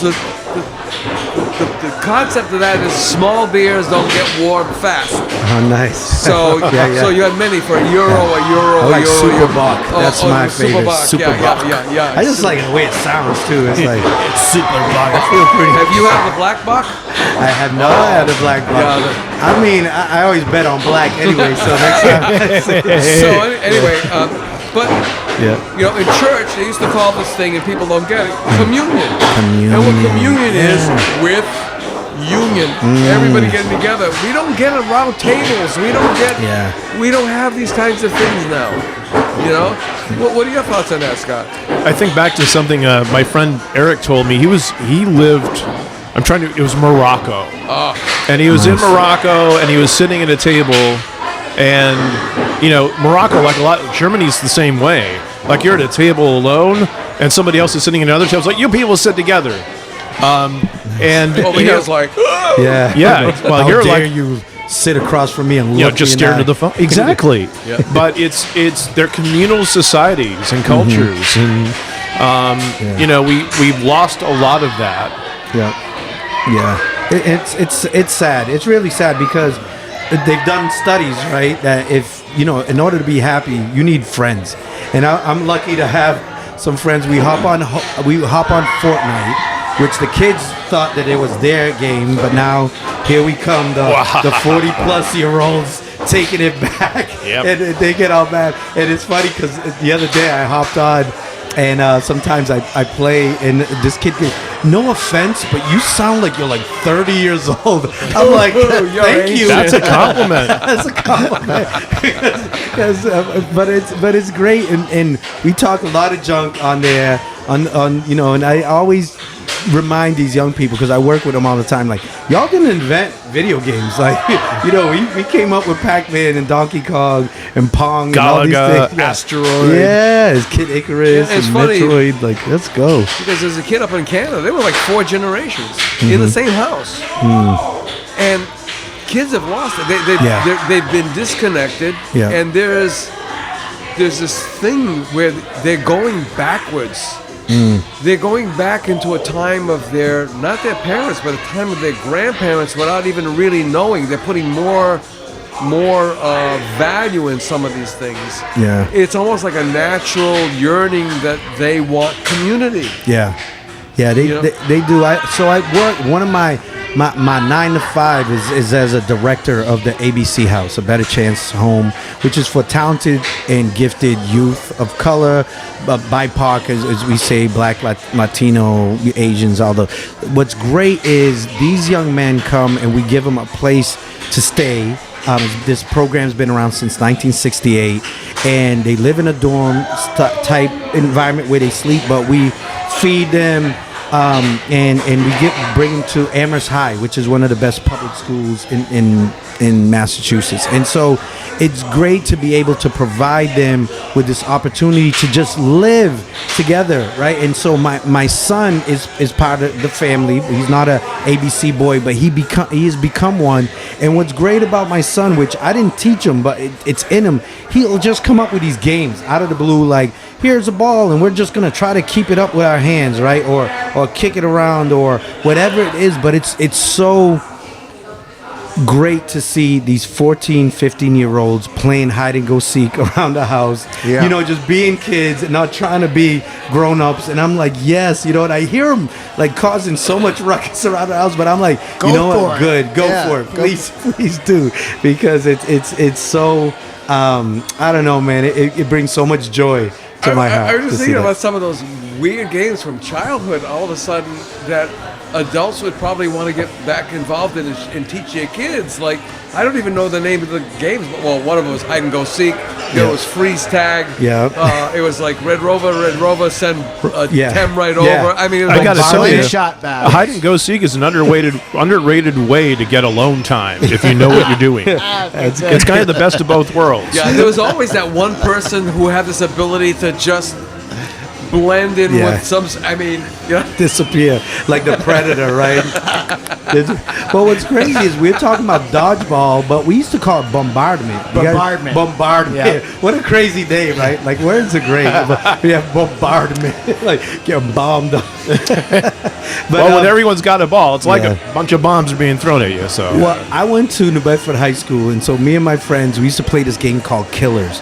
So we got one of those little rubber balls, and we'd meet in the bathroom at I don't know, I went to Tan House at New Bedford High School, and we'd go in the bathroom and we'd just throw this rubber ball around, and the idea is don't get bombarded by this ball. But the ball, it wasn't a Super Ball, was it? Or was it a pinky? It was kind of, I don't know what they call it. I mean, but it was like the Super Ball was the one that you hit, and that sucker would just I think keep it was going. a Super Ball. Okay. That thing is like a rock. Yes. Yeah. So it was always funny when someone got tagged, in the nuts. I don't know if I can say nuts on it. But, you're like, Killers. That was Killers. Yeah, out. No wonder they call it Killers, It was great. out for a long time. Yeah, dead. At least the kids might be dead. Even they had a chance. Yeah, you should have called it contraception. Right. What is it? You go to in the service. I don't know if it's a particularly one service or all services. If you had to wear glasses, the military would provide them, and they were so ugly they would call them contraception glasses. You ain't getting none tonight or ever. Good luck. Exactly. So let me ask you a question about with the train coming in. what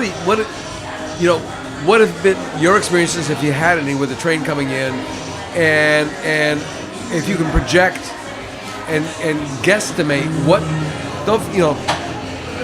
the train doesn't just go to Boston; it comes from Boston. Yeah. Is that going to rock our world in a good way? I hope so.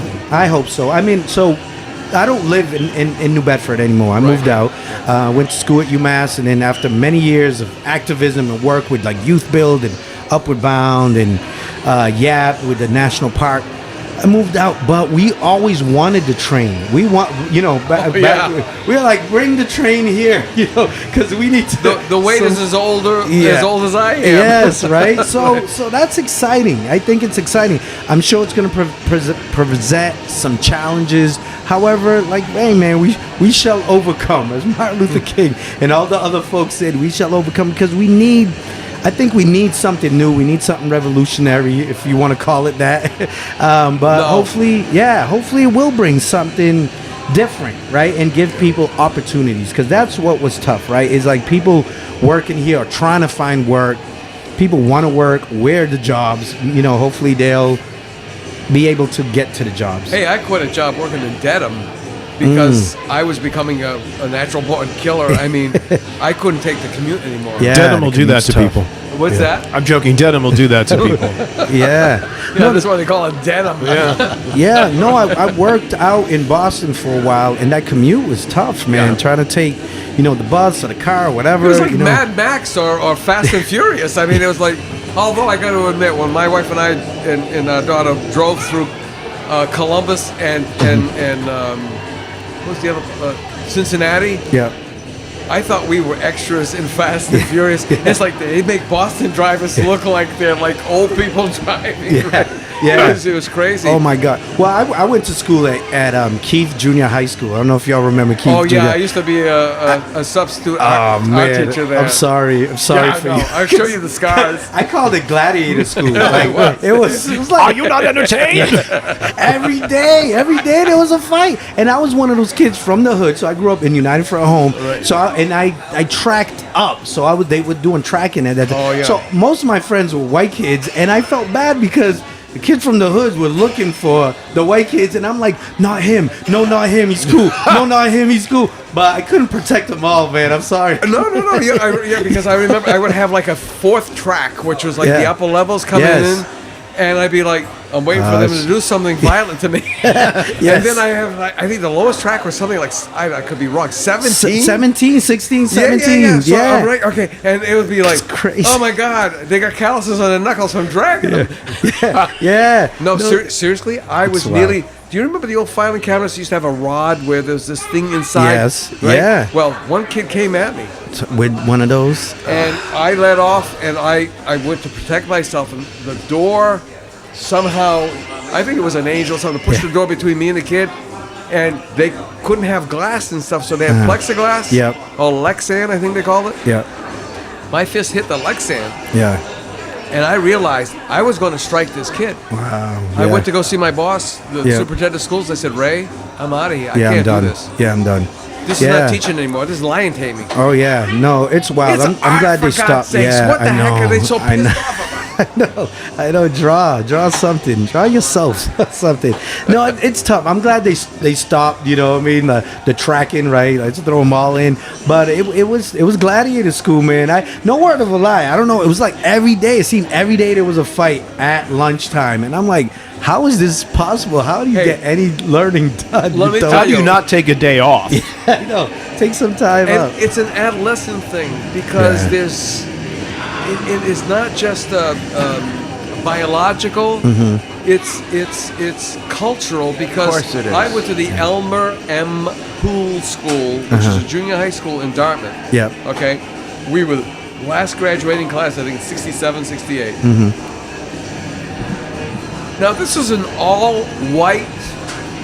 Yep. Suburban / rural, because there's still a lot of farms in Dartmouth at the time. And there was always some vicious ass. I mean, there was always the bully. Yeah. You know, it was almost like being in. You see those old prison movies. There was always the bull. You know, the guy who was like.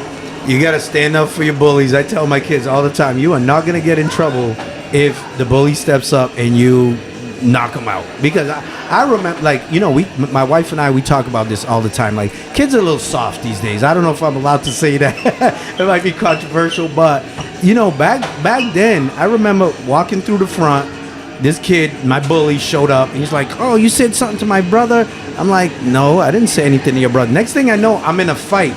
Luckily, I was trained. My arms were trained, so I'm the peaceful kid. Like, what's going on? But my arms, they knew what they were doing, so they were punching. As I was like, I don't have any beef. I don't have any trouble. Why are we fighting? I just said hello. Yeah, I'm like, we gonna fight. But I remember that kid terrorized me for like half a year, and I remember finally, you know, growing some cojones. Yeah. And I remember that day when he came, he was like, Temistocles, because back then they didn't call me Tem, they called me Temistocles. He was like, Temistocles. I was like ready for him. I was like, what? And he was like, I talked to my brother. Everything is cool. I was like, oh yeah, everything's cool because I'm about to knock you out. Because I finally knew. My eldest daughter. I mean, it was the same kind of a thing as like we're totally off topic now, but anyway. And it's fight for your rights. And I told her, I said, somebody does something, you tell them, hey, I don't like that. Mm-hmm. It's bothersome. You shouldn't do it. It hurts my feelings. Whatever. Yeah. And they continue again. Tell them, I already told you once. Yeah. Okay. So the third time, they ain't no teaching is fool. Yeah. You do what you got to do. Yeah. Get a phone call from the teacher. I don't know how to explain this to you. Mm-hmm. Technically, I have to write up your daughter because she accosted someone. But I saw what happened from across the schoolyard. Yeah. She was self-defense. Yeah. So what's going on? This guy kept coming at her, and I could see her trying to talk, and she had her fingers up and stuff like that. Next thing she knows, I see her move, and the next thing I see is this kid, 3 feet off the ground, flat out. Good for her. She roundhoused him. Yes. He hit the deck. Whammo. Your daughter is now the most popular and most feared girl in her class. And I said, I don't condone that. Yeah. But it's like, man, you cannot be steamrolled by people. Self-defense, man. Everyone has a right to it, and we know violence is never the answer, but there's bullies out there. There's nations that depends are on the question, I guess. Well, I can't go there because we won't go there. Our friend and editor Ryan, I know you're listening because you're gonna edit this. You're gonna cut. You're gonna go to Jeff and say, cut it out. "Oh, Ron's getting real It's okay. political again. We gotta Peace cut on all this earth. stuff." Peace on earth. I can get it back on track, guys. Yeah, good. What is art but a fight with yourself? Yeah. Art is a nickname for Arthur. That's what we used to say. How you fight is the fight, and I choose the mic, right? Yeah. Weapons Speaking of which, Yes. which actually segued perfectly. When I decided to go, and I've told Keith. Keith Junior High? No. Oh my God. Who was Keith, by the way? Keith Richards. Oh no. Keith Richards, Oh my God. I hate when that happens. I can't get no satisfaction Anyway, or good grades. I told him, look, he said something on the podcast. Oh my God, why am I blanking out on his name? It's weird. I know Keith is in there, so Keith Francis. Keith Francis. Forgive me, Keith, for I have sinned. He said, because of this thing that happened to him, that he went from being a decorative artist to a declarative artist. Oh, wow. Because of this group in Maryland who wanted him to do a piece of work about the black vote, the history of the black vote, Nice. and the barriers that had, and he's like, I don't do that kind of work. Yeah. Okay. Well, he went down. He had this incredible, life-changing experience, and he said, I went from being a decorative artist to being a declarative artist. Okay. So, with Philip Guston, I went from being an abstract expressionist to being how Guston explained his Clan series as being a socially conscious expressionist. Nice. Yeah. Now we're all facing this craziness. Yep. How are you guys dealing with it? Yeah. I've been getting into some stuff where it does require cojones because, My mother lived under a dictator. Yeah, oh yeah. Salazar. Salazar. Yeah, she was born here, but they went back. There's a whole other story there. Yeah. And then Knock on Batida, wood. Batida, what happened? Hey, what happened to Tem? Yeah. Foi para Africa, which was a euphemism for they picked up his ass and brought him to Tarrafal. Tarrafal, yeah.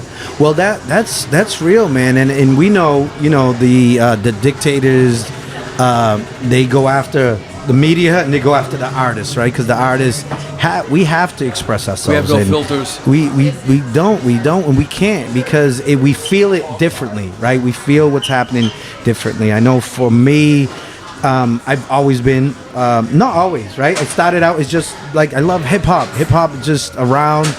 I'm growing up. I'm writing raps, and then one day it's like, hey, like things are happening around me that I can't ignore, and I have to express. I got to get this off my chest. So you're either gonna do something destructive or constructive, right? And so, I like that. Yeah, and so I was like, hey, I'm a soldier for love, a general for peace. I wage love in the streets, fight so everyone can eat. Roof over your head or shoes on your feet, a shirt on your back or the bed for you to sleep in. But we ain't sleeping, we stay woke. My third eye sees everything I spoke.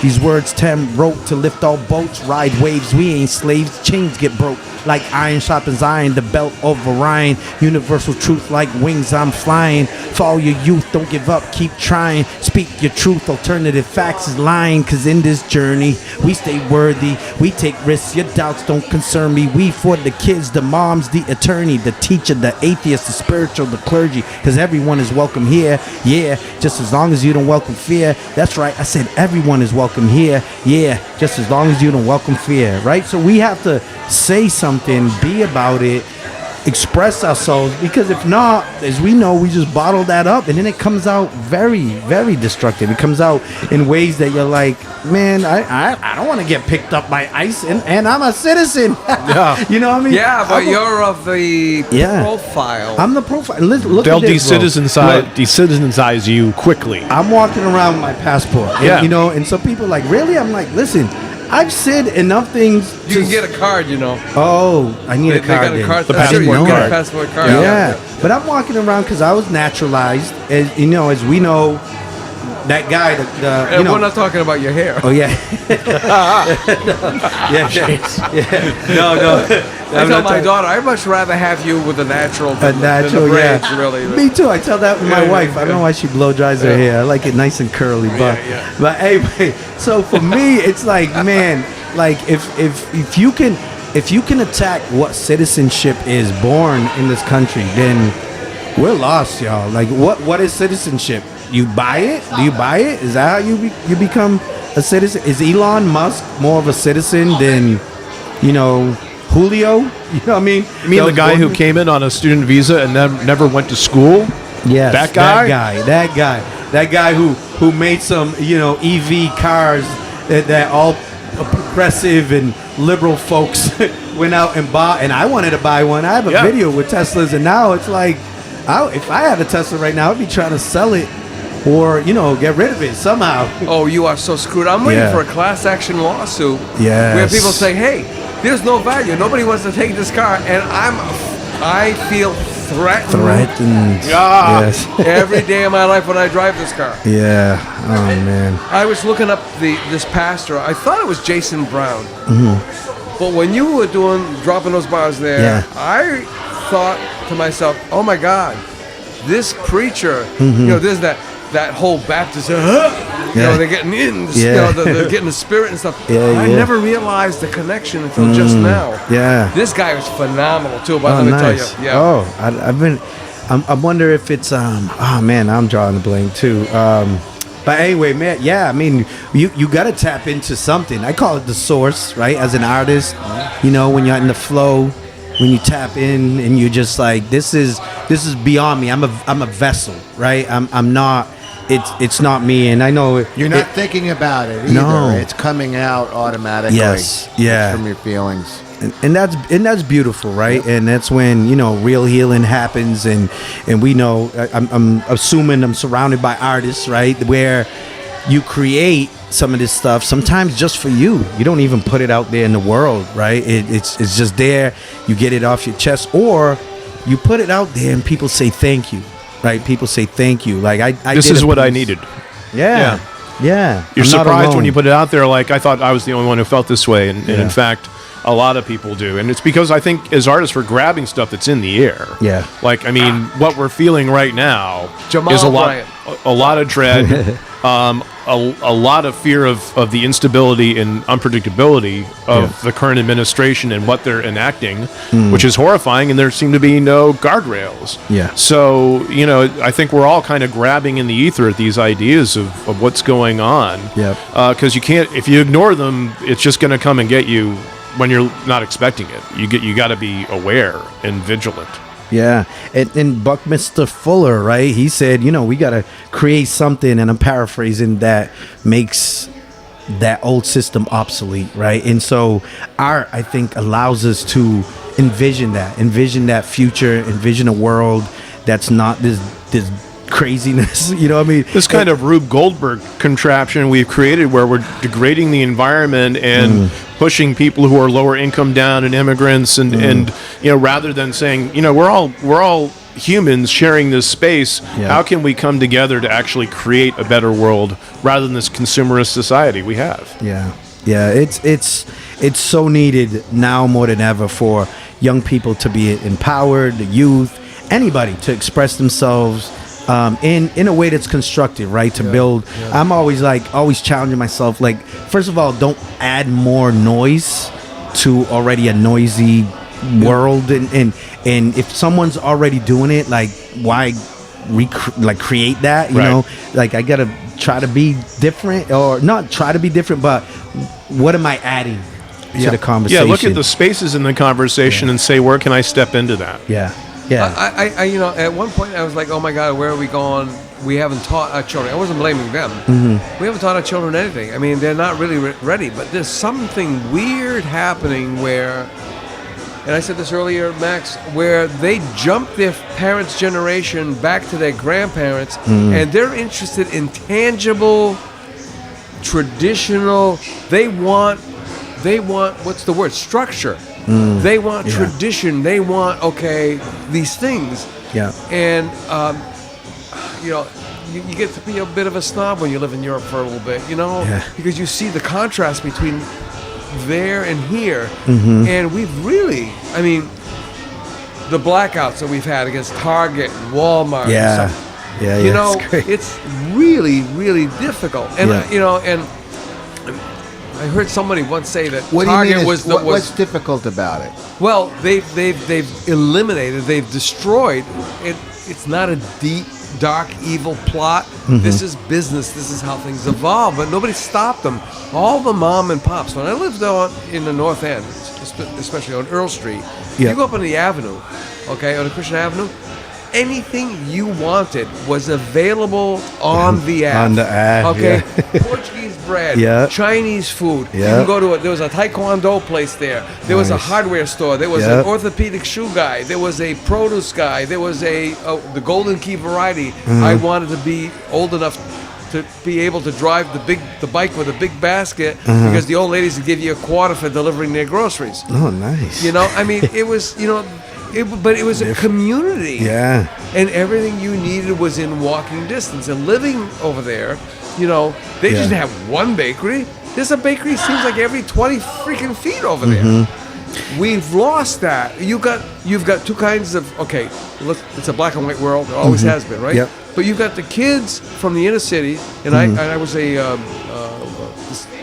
when my eldest daughter was in high school, it was the Great Outdoors Club, and you had the kids from the inner city who was afraid of being in the woods, and then you had the kids from the cul-de-sacs, totally freaking clueless.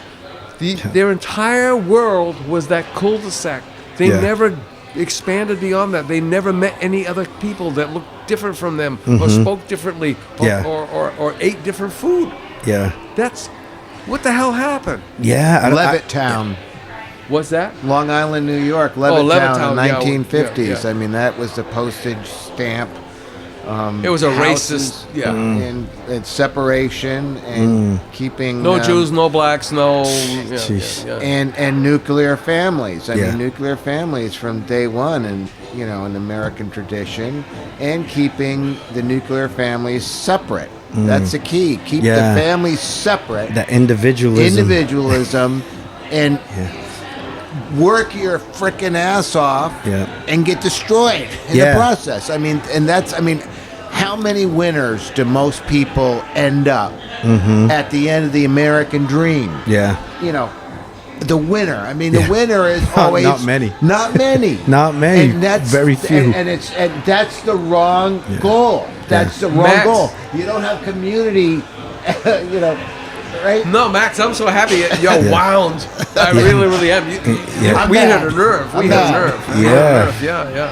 No, man, it's sad. I mean, social media is a problem too, right? I look at some of the young people, how they are afraid now to do like art. So I've been, working with young people, make music. I'll help you with songwriting, I'll help you record, I'll help you perform. Right? This is what I can do for you. Right? An after school program.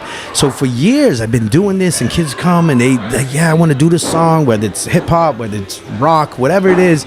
Hey, I can give you, like, it's conversation. Like, make music. This conversation. But now kids are afraid because someone will take out their phone, they'll record it, and then somehow it'll get put online and made fun of, right? Yep. So that's one thing, right? So you have no freedom of failure because you're afraid of being ridiculed just for putting your work forth and making the effort. Yeah, and something that could be great, right? They'll find that mistake, right? Edit out that mistake and boom, instantly out there. The other thing is the instant, like, what is it? Like, you don't get to, like, really grind out your art in a way that, like, you're making it better, right? Because you put it up there and you get, I don't know, 5 likes, and you're like, oh, my art must suck. Right. Because no one liked it. But no, that's not how it worked. Like, I remember you work the song, you go out, you try to get a gig, right? You get the gig. Some people clap, some don't. You're like, oh, that worked or not. But you try it again. You try it again. You keep going. You keep going and keep going. And eventually you build a fan base, and eventually you get better. And then... But the kids don't get that. It's like an old-time pinball machine. You're going to hit those bumpers. It's going to hit you send you in another direction that you never imagined. Yeah. And then you work the ball, so to speak, around the board. I think it's about instant gratification. That's a problem too. Totally. Well, I think it's a driver for the current. I mean, I think there was a lot of things that we did that is a lot of effort, like running around the woods and throwing the balls at each other. And it's work, right? Yeah. It's having fun, but it's still work, and it's movement, and it's real feelings. Yes. With other kids, with other people. Yeah. And that's all separated now. The screen, it's all your world. And if you're not successful, if you don't get more than 1,000 likes, right? Yeah. You're a loser. You give up. Yeah. No, that's true, because my wife's from Detroit, so I love Detroit from the first moment. I went to go meet her family. Okay, and I bumped into this thing called the Detroit Fine Arts Breakfast Club. It started, I don't know how many years ago. They've sold an enormous amount of work for artists. It was 2 guys having breakfast, and somebody came by and said, "What are you guys doing?" And then another guy showed up. Before you know it, they outgrew the restaurant because people were bringing in their work, and they were selling it. A couple of years ago, my friend Henry, who's an antiquarian, he runs the Harper Gallery of Antique Arts and Antiques, and he said, we hit a dead end. He said, we had Jonathan Harris, who put out CRT, which was this piece showing, imagine a mural of Martin Luther King, Harriet Tubman, Malcolm X, and then I asked Jonathan about it. He looks like an androgynous Swedish guy, maybe, but he's got a roller with paint, Yeah. And he is Yeah. whitewashing. Whitewashing, that has more meanings. Yeah. Whitewashing this black Yeah. history. And all of a sudden, this thing Yikes. took off like a freaking rocket. Yep. Judy Bowen, who's a collagist, was selling her work for $60 at these meetings. She's with the Eric Firestone Gallery. Her last piece sold for $60,000. So all of a sudden, there's a buzz in the community. You don't have to do stand-up. Yeah. You don't have to play sports. Yeah. You can be an artist. And all of Yeah. a sudden, Henry's saying, we got all these kids from the inner city in Detroit Yeah. thinking, hey, I scribbled this thing up. It's got to be worth $2,000, right? Yeah. So we got all these weird things Yeah. that are happening here that are just, Yeah. Out of to use place the word, and whack. Yeah, right. Well, the information's just flying, right? Whizzing by. I believe in collective consciousness, and I believe that we're also picking up stuff, right, from the air, as we talked about as artists. So, for me, nature's the only thing that just, like a sponge, just takes that and brings that silence, right? Meditation, mindfulness. I love teaching young people. My son, Soulja, that's his name, Soulja Love is his name. He used to have this rage, right? And I taught him how to meditate. I'm like, sit down and breathe. Breathe in, say to yourself, I'm breathing in. Breathe out, say to yourself, you're breathing out, right? In the words of Thich Nhat Hanh, right? Just breathe in and breathe out. And he, to this day, he's now 23 years old, and he uses that. And I'm like, thankful for this ancient technology, right? That luckily, we have these cultures before us, right, that were able to tap into the source, right, in a way that is I believe artistic, cultural, spiritual, and they've been able to now last the sense of time, even like stoicism. I just got hip to stoicism. I'm like, yes, how have these things been kept from us, all this time, or misrepresented, right? Because I know I was like, Julius Caesar, I don't know, Yeah, but stoicism doesn't fit on a standardized test anymore, So it's like, no, it's not on a standardized test. You don't learn it. Yeah, no, you're correct. I was so lucky because, again, I went to the Elmer M. Gould Schools. We were the last graduating class, but I went to Dartmouth High. Yeah. Graduated in 71. It wasn't until recently, all these banned books, okay? Yeah. I read them all. Hot and Nice. Soul and Ice. Malcolm X autobiography. Yes. And I'm saying, best. okay, my mother's a whole nother story because she came from her father being a socialist comic, another story. So I grew up a little bit different, okay? And then I'm saying, oh my God, I have these teachers, like today they call them woke or liberal or whatever. Yeah. And Crazy. Yeah. did it harm me? No, of course not. It made you a better person, a student of the world, to understand. Well, what was great about Cape Verdean independence, right, was Cape Verde and Guinea-Bissau was the Vietnam to Salazar and to Portugal, right? So not only did it emancipate the folks of Cape Verde and Guinea-Bissau, but the people of Portugal, right? So people finally got rid of this dictator that was destroying everyone's lives, because at the end of the day, the people just want to be free.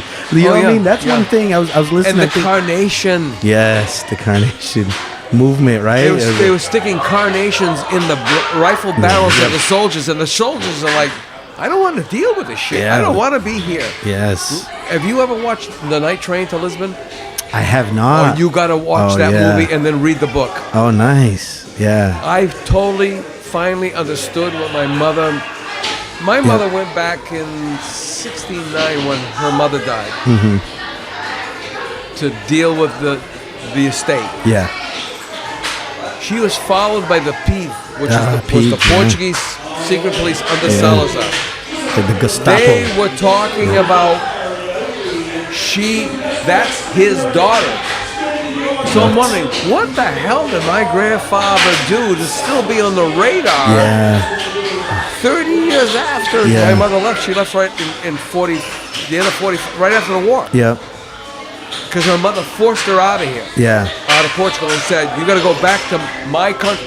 My grandmother always believed America was her country, not Portugal. Oh, wow. Because of the oppression. Yeah. And I'm always wondering, and like I hear these people talk, and I'm going that way, and I know Ryan's going to go, do I have to edit this out, right? But really, I mean, we really don't realize what the hell is going on. Yeah. Well, and more importantly, like how we can lose this great democracy, this great thing, right? Yeah. I think of that movie, Don't Look Up. Yeah, have you guys watched it? Yeah. Well, especially when you see Meryl Streep on the battleship matches and going, hey, wait a minute, that bridge looks familiar too. Somebody else looks familiar in that movie. Plays owner Adam Katz. He's in that movie. Get out of here. Yeah. Oh, so really? so Adam is he's been a stunt man in Hollywood, stunt driver. Crash so cats, yeah. he occasionally does that work, and he's actually in that movie in a scene where Jennifer Lawrence is being interrogated by the FBI, and he's standing a few feet behind her at a door. So we actually paused that somewhere on my Mac. I have I just took a picture of the TV. I know that guy. I'm like 2 degrees of separation for Jennifer Lawrence. Yes. Yeah. So The haunting moment. That's dope. By the way, that's amazing. Is we. Hey man, nice to meet you. Yeah, we Scott's leaving the building. We had it Bye, all, y'all. right? They're sitting, the haunting moment at the dinner table. We had it all, and we just let it go, right? Like Elon Musk, you're the richest guy in the world, and you're cutting money. Like how much? Like you could have given the money to these folks, or Do you realize he could have solved the poverty problem in this country, the homelessness problem in this country, and not skip a beat? Totally. Instead, look what he chose to do. Nihilism, narcissism, all the isms that are bad. All the isms. Why? Why are human beings like that? What's wrong? And now I'm trying to figure it out because we weren't raised like that. Three Dog Night. Why do people have to be so heartless? Why do people have to be so cold? Easy to be hard, right? I mean, and with that, we got to wrap this up. We got to wrap it up. And you got to promise to be on the podcast on your own. I would love to come back. So thank you so much. Thanks for having me. Great job. Thank you. You're welcome. Stay in contact with Max because what does Max know?